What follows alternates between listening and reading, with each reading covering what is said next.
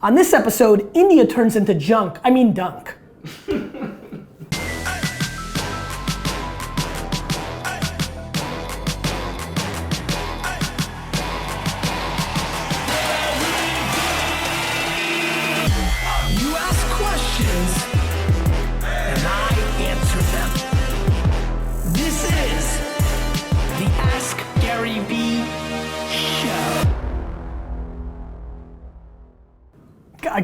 Because I did Wine Library TV last, I don't remember the intro.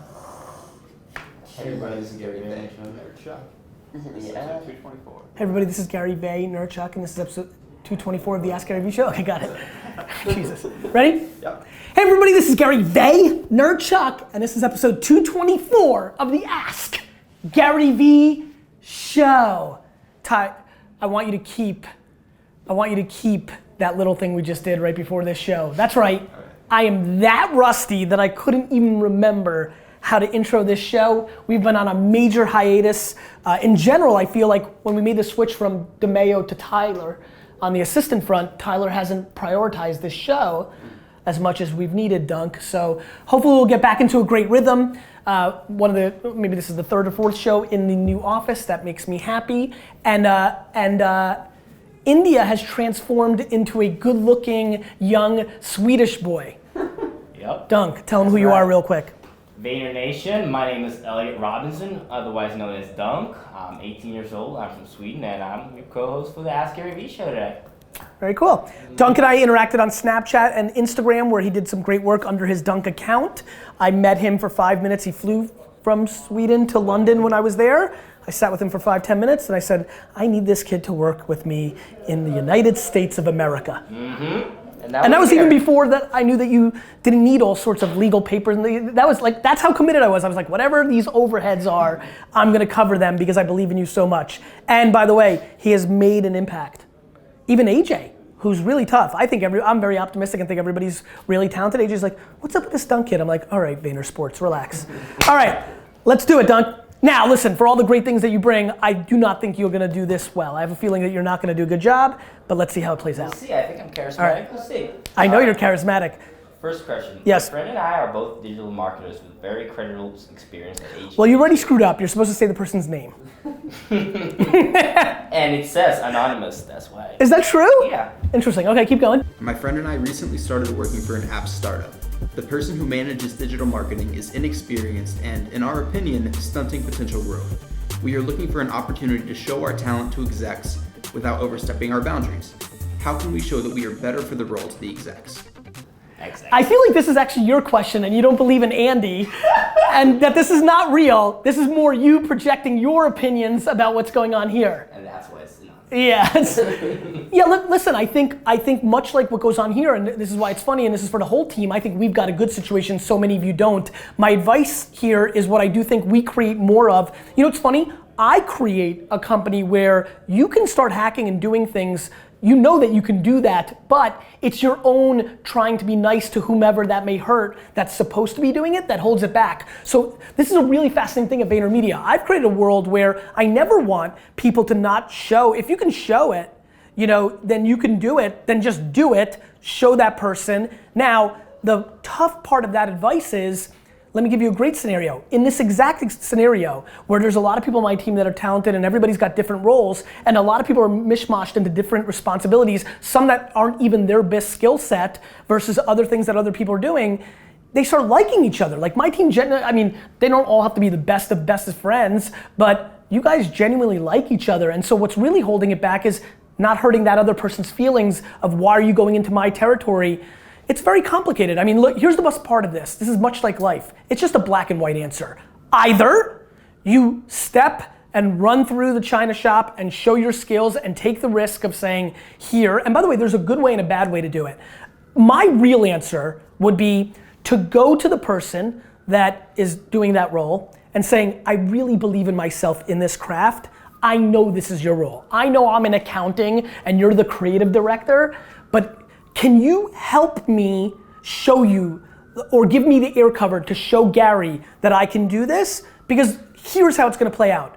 Either that's what's gonna happen or I'm gonna quit and leave here and go do it somewhere else And I want us to be teammates, not adversaries. Now, 8, this is a big number, 8 out of 10 times, that person is gonna try to hold down the other person out of insecurity, fear, all these things.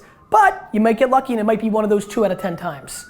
That's my favorite way to do it, because I think that's the only middle step to the black and white thing, which is, to answer the question, show somebody. Yeah. Like edit an episode of Garyvee and be like, told you other time, I'm better than you. Like just do it. Or don't and be miserable and let a little kernel of negativity eventually become cancer, and it's gonna end up with you underperforming and getting fired, or you quitting. Like that's the punchline of all of this. All the things I talk about to not suppress are predicated on the outcome's gonna be the outcome anyway. So why not just speed it up? But with humility. So like I get away with a lot of stuff because I get to the punchline, but I coat it with as much honey and humility so that it becomes swallowable. Consumable would have been a better way to go. Cool. Next video question from Jan. Jan. I want to ask, because you don't do it often, but from time to time you mention China, WeChat, the other internet, and stuff like that. So do you actually spend time on studying these things, how they work, how they are different? And if so, what do you focus on? And have you learned something already that you are applying in your business, or that you are sharing with the clients in the US and all around the world? So thank you very much for the grind. Thank you very much for answering my question, and have a great day. Bye. Jan, great question, and I'm really dying to see if you guys, I feel like you guys are being very smart and asked that question. Something very funny happened 2 days ago? Yesterday? Yesterday, right? Yesterday I sent a team-wide email about this. Was that yesterday or 2 days ago? Yesterday. Yesterday I sent an email to my entire teams and it said, China, it's time. Let's start transcribing my content. It's time to get serious, Jan. So the answer is the other internet, China, is something I'm very, very passionate and a believer of on a religious level, but I've never gone to church. Meaning, I know it's right, I know it's big, I know the biggest consumer set in the world is there, but you can't get to everything. And much like there's a lot of things I'm not doing well, even within the US, I've not been able to open up that can of worms. VaynerMedia eventually is gonna play in that market. It will have to, as we're becoming a global leader. And so, no question, the thing I'm most disappointed about on a micro level in my career over the last 36 months is that I haven't forced myself to spend 4 or 5 separate trips in China, taste it, get used to it, and really articulate a real strategy. Literally, I became so fed up with myself that yesterday I sent to the team, it's time for me to become a player in that market. And so I'm sure that's why the question was asked, or maybe it's just serendipitous, but the answer is no, I have not spent time analyzing the WeChats, Tencent, and the rest of the market, but it is something I better get around to if I have to expand on the aspirations that I have, and I think both VaynerMedia and me as a brand have enormous opportunities within that market. I think we fit the mold on an entrepreneurial level, and so I'm excited about the next frontier.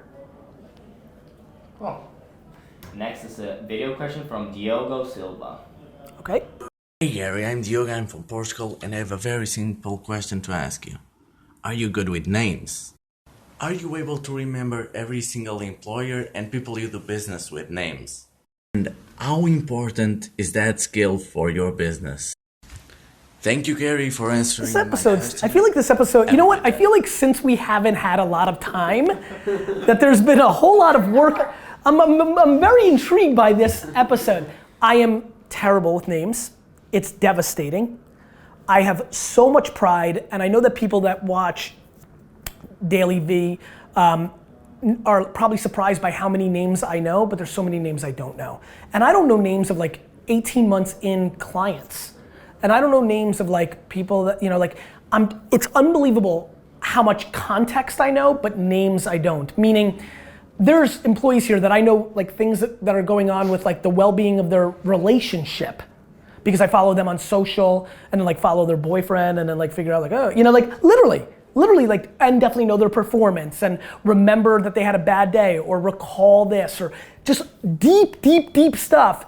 But I'm like, is that Karen or is it Susan? Like, it's super tough for me. It's something I'm very bad at, and it is not, it's very important people like, here's what I think.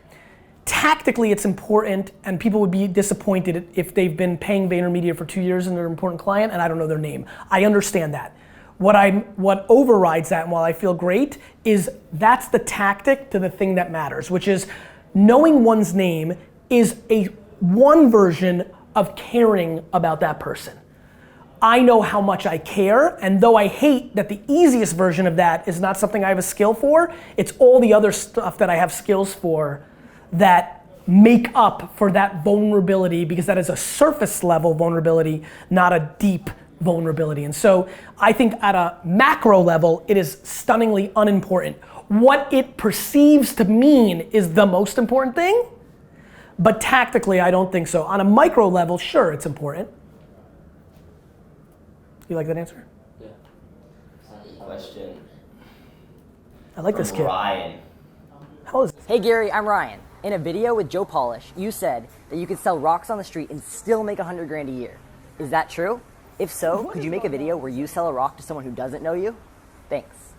So Ryan, theoretically, it is true. Practically, listen, the truth is, actually, I'm surprised how I'm answering this. I think I can make $100,000 a year selling. Like, I wish I was in a point in my life where I could be so crazy, and right now, off of this, do it. Go with D-Rock to some crazy place where nobody knows who I am, which, oh, by the way, and I love you all for this, which is almost everywhere, like down the street. But, go to a place where I'm not me, and I know that, trust me, you guys perceive me bigger than I am. I'm just me. And I think, now look, here's what I would do. I'd go to a place. First I'd go to a rich, upper middle class area where it's not too rich, but upper middle class demo. And I would set up shop on the corner of the street. And I guess most of my day would be, it'd have to have rocks in the general area, like access to rocks which is everywhere. No, I'll tell you why. I understand, but like if I'm trying to make 100,000, like, and I can pick anywhere, like you might as well, if there's a perfect zip code where it's got the right income level that I want and there's access to it from an efficiency standpoint, I know I could buy them on the internet and all that stuff, but nonetheless, I guess I would try to market myself as somebody who is creative on top of a rock. So I don't think I would, if I was selling a rock, I wouldn't try to sell you a rock because that wouldn't work. But what I would do is I would doodle and create on top of rocks and try to sell them, and I genuinely, with my entire heart, believe that I can make $100,000 a year in year 2 firm. In year 1, I would make $36,000 in profit. Good. I believe it's possible to sell just a rock. It is, but I think what I would do, because I'd want to get to 100,000, is the doodling on top would then constitute as art, and that becomes agnostic, and then marketing can take over, and then all I need to do is have Leonardo DiCaprio take a picture on his Instagram that he's bought this rock because it's art, and then it's game over. Yeah. It's just high school arbitrage. All of it is. All right, next question is from Betty. Oh, Betty! Yep. Awesome. So Gary, you're so successful, you run a $100 million revenue company. How do you stay hungry? Period. Betty, I think that the truth is, I think a lot of us are hardwired. I think because I didn't come from much, because I didn't speak the language, because I wasn't physically large. I actually think that's a dude thing, for sure. And because I think I'm wired to love underdogs, I've always loved them. I think where I've come from, there is no I've ever made it. First of all, I don't like the physical things. That's a huge advantage. So not needing to buy a plane or an $8,000 pair of sneakers, like there's no physical thing I want. Just like the awesome Instagram photo that Tyler, you put together, the game. Like I love the process. I'm hungry forever. I'm the hungriest. I'm super hungry. I threw up this morning and I'm theoretically, physically, I'm not hungry right now because I'm feeling a little woozy, but emotionally, as an entrepreneur, I'm the hungriest. It's incredible. I'm dramatically more successful than I was 10 years ago. I'm more hungry, not less. Because? Because I just think it was hardwired from the get. Because I just think it's black and white. I just think at some level, you're just wired the way you are. There is nothing that's gonna fill my appetite because what drives my hunger is the process, not the results. And then by nature, in that construct, it goes forever. The only thing that changes my hunger is if the two other most important variables in this game play themselves out. The health and well-being of my family, or the way I feel about the allocation of my time and the depth of that time with my family. Those are the only vulnerabilities. There's no $14 million check or $48 billion check or buying the jets. Like, there's nothing that will stop the hunger. When I put my jersey on, when I'm in the context of being a businessman, the hungry vibe will be there forever. It's when I'm Gary as a person where there's other things in my life besides being on the field that could play out, that could get me to be less hungry professionally. But on the field, I'm going to be a psycho through and through forever. Like it. That's it. Great. It's a good show. Did a good job, Junk. I like you asking. Junk? Yeah. Listen, I was just proud I said episode clean. I messed it up the last 4 times. I messed it up the last 4 times. Question of the day. Tell me about the end of your summer. I've got a lot of flights coming up, and I feel a little out of touch because we haven't done this in a little while, Vayner Nation. So this will be a good way for me to just get a sense for the 300 to 400 of you that I've really. It's funny, you guys are fans of my work, and I appreciate that. You'd be shocked how much I'm a fan of your feedback to my work and who mixes it up and who tries to say rogue stuff on purpose to game the system, and who's totally into it now but fades off, who's always into it, who comes in and out. It's amazing on how much I know about you, even if I don't know your name. You keep asking questions, I'll keep answering them.